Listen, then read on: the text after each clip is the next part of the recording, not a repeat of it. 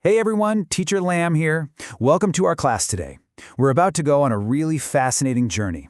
We're going to explore this amazing concept called the Holy of Holies. And guess what? It's not a trip to some faraway place, but a journey deep inside ourselves. So let's get started. Our journey today is an inward one. It's all about exploring a special spiritual state that's been a huge part of faith for centuries. And we're going to unpack exactly what that means for you and me.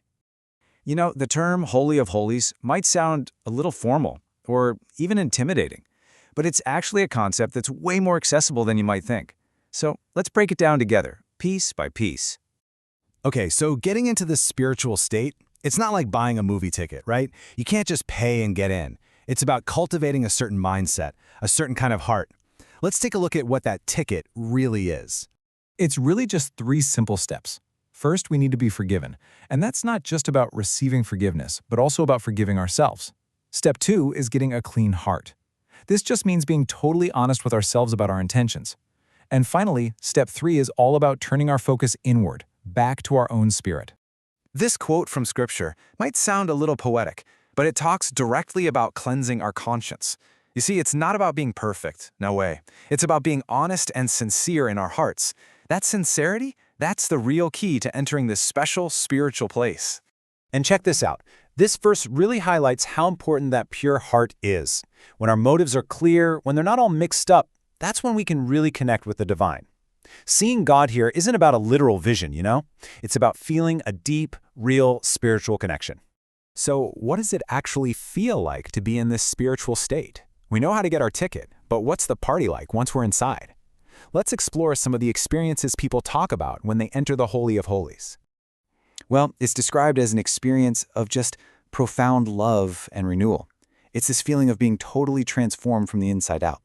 And those riches they mention, we're not talking about money here. We're talking about spiritual treasures, like a deep sense of peace, real joy, and wisdom. So at the end of the day, the Holy of Holies isn't a physical place you can find on a map. Not at all. It's a state of being. It's that space right inside our own spirit where we can meet and connect with God. Now this brings us to a super crucial point. It's all about our motivation for seeking this connection. And the big difference is this. Are we building a relationship or are we just trying to make a transaction? It is so important to understand this. This spiritual connection is not a transactional relationship. It's not a marketplace where you try to earn blessings by doing good deeds. It's about something much deeper, much more meaningful. Think about it like this, okay? In a friendship, you spend time with someone just because you love being with them. But in a deal, you're always looking for a specific outcome. It's the same here. If your motive is simply to know the divine, then the experience itself is the reward. But if you're only looking for a specific blessing, you might just be setting yourself up for disappointment when the transaction fails. Man, it's so easy to fall into this trap of treating prayer like a deal, isn't it? We might think, okay, if I just pray hard enough, I'll get what I want. But that can really lead to a crisis of faith when things don't go our way. The key is to shift our focus from getting what we want to simply being in the presence of the divine.